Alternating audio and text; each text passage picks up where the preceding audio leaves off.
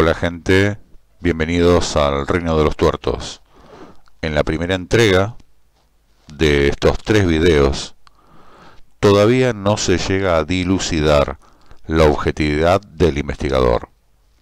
Sí, su trabajo, impecable.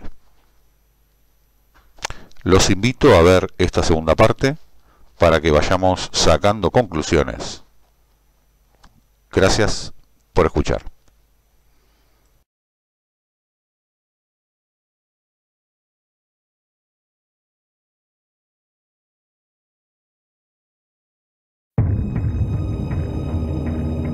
Ya vimos de manera general de qué se trata el tema de la Tierra plana. Ahora vamos a adentrarnos un poco más en algunas de sus explicaciones. Personas que han estudiado más este tema comentaron en el video anterior que la Tierra plana no es así, que para entender este tema debemos hacer un proceso de deconstrucción intelectual y conceptual. El consejo es no tratar de ubicarla dentro del universo que nos han mostrado toda la vida, pues no se sabe cómo es realmente. La Tierra plana es redonda desde el punto de vista circular, que está posiblemente y según algunos terraplanistas en un plano infinito, y no se sabe qué más pudiera haber. La línea del horizonte permanece siempre a la altura del ojo del observador, independientemente de la altura a la que te encuentres. Así estés a nivel del mar, en una azotea, en un edificio, en la cima de una montaña o de un avión. Para muchas culturas antiguas que eran grandes observadores del cielo y de la naturaleza, la Tierra era plana. Los sumerios, los babilonios, los egipcios, los chinos, los hindúes, los mayas, entre otras. Cada una representaba la Tierra plana de forma distinta, aunque con algunas coincidencias. Pero fue alrededor del 240 a.C. que el astrónomo griego Eratóstenes ideó una forma de medir la circunferencia de la Tierra. Con su experimento, Eratóstenes llegó a 2 conclusiones: que la Tierra es un globo y que el Sol está lo suficientemente distante como para que sus rayos sean esencialmente paralelos.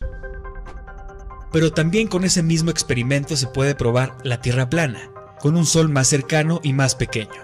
Esto puede producir también una sombra de 7.2 grados con la misma facilidad. La idea de la esfera fue aceptada sin pruebas directas hasta el 1522 después de Cristo, cuando la única nave que sobrevivió a la expedición de Fernando Magallanes llegó al puerto tras haber realizado por primera vez una vuelta a la Tierra. Así se demostró en aquel entonces que la Tierra no era plana. Aunque viendo el modelo terraplanista actual, sí es posible hacer ese viaje. Pero no fue hasta la época actual, en el siglo XX, que supuestamente se pudo fotografiar la Tierra desde el espacio. Vamos a hablar ahora sobre el efecto de barco hundido, que se ha manejado como una prueba directa desde la antigüedad de que la Tierra es esférica, y que es una de las razones principales para la adopción de la hipótesis por parte de la humanidad. El efecto de barco hundido pasa cuando los cuerpos distantes parecen hundirse en la superficie de la Tierra. Si se ve un barco que se aleja y se pierde en el horizonte, entonces se cree que es por la curvatura de la Tierra. Pero, ¿cómo se genera este efecto? Puede ser causado por refracción atmosférica. El efecto del barco que se hunde es más probable que ocurra cuando el clima no está calmado y las observaciones se realizan en ambientes oceánicos agitados. En áreas más sin litoral, como lagos, canales y calas oceánicas, y en condiciones de calma, el efecto a veces no ocurre. Esta naturaleza inconsistente es contraria al argumento de que el efecto de hundimiento debe ser resultado de una Tierra esférica. Estos timelapse de Skunk Bay, Huntsville, Washington, fueron tomados por la organización Skunk Bay Weather, con teleobjetivo, mostrando un efecto de refracción dinámico en una península en la distancia. La península lejana a veces se oculta y a veces no, como se puede observar. Este video fue filmado a 10.13 kilómetros de distancia y la cámara colocada a casi 1 metro de altura. Según cálculos oficiales, a esta distancia la orilla lejana debería estar 3.67 metros más abajo por la curvatura de la Tierra, pero no es así. Se alcanza a ver perfectamente completo el otro lado enfocando a una construcción.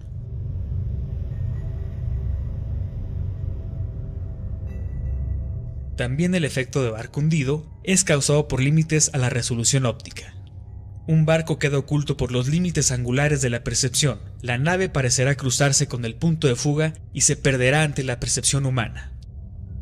Cuando los cuerpos se acercan tanto que parecen fusionarse, se llama punto de fuga. Por lo general, en las escuelas de arte se enseña que el punto de fuga está a una distancia infinita del observador, por lo que, en este caso, se ve el barco hundido en el horizonte. Sin embargo, dado que no podemos percibir el infinito debido a las limitaciones humanas, las líneas de perspectiva se modifican y se ubican a una distancia finita del observador. Como tal, se ve el efecto de barco hundido. En un punto lejano, el barco está tan cerca de la superficie del mar que es imposible para el observador distinguir el barco en el océano. Sabemos que esta explicación es cierta porque hay informes de barcos medio hundidos que vuelven a aparecer completos al verlos con telescopios. Se ha encontrado que el efecto de barco hundido es puramente perceptivo, que un buen telescopio con suficiente zoom cambiará la perspectiva del observador y hará que el casco del barco vuelva a estar a la vista. Esta es una de las primeras y principales pruebas de una tierra plana. El hecho de que un telescopio pueda restaurar una nave medio hundida demuestra que la nave no está viajando detrás de una tierra convexa. Cuando se mira por un telescopio se logra ver a largas distancias los barcos o costas, pero también esta herramienta tiene sus limitaciones, pues se mide en ampliación y aunque tenga un cierto alcance, llega a un punto donde ya no se logra ver, por lo mismo de la perspectiva y por refracción atmosférica. Por eso es imposible ver lo que pasa de un continente a otro. La puesta del sol tiene que ver con el efecto anterior. Aunque el sol está en todo momento por encima de la superficie de la Tierra, en la mañana parece ascender desde el noreste hasta la posición de mediodía, y desde allí descender y desaparecer, o ponerse en el noroeste. Este fenómeno surge de la operación de una ley de perspectiva simple y visible en todas partes. En una larga fila de postes de luz, el segundo, suponiendo que el observador se para al principio de la serie, aparecerá más bajo que el primero, el tercero más bajo que el segundo, y así hasta el final de la fila. Los más lejanos parecen siempre los más bajos, aunque cada uno tiene la misma altitud. Esto explica cómo el sol desciende hacia el horizonte a medida que se aleja. Sin embargo, una vez que la parte inferior del sol se encuentra con la línea del horizonte, se intersectará con el punto de fuga y se perderá ante la percepción humana, ya que el camino cada vez más superficial del sol crea una tangente más allá de la resolución del ojo humano. Por lo tanto, esto coloca efectivamente al punto de fuga a una distancia finita del observador.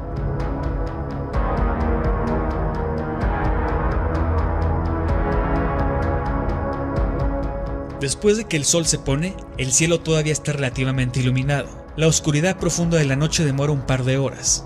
A medida que el sol se aleja, su luz se atenúa y se pierde a medida que aumenta el número de átomos y moléculas que intersectan los rayos de luz. Esta severa reducción de intensidad al atardecer es un ejemplo sorprendente de cómo la atmósfera puede reducir la intensidad de un objeto con la distancia.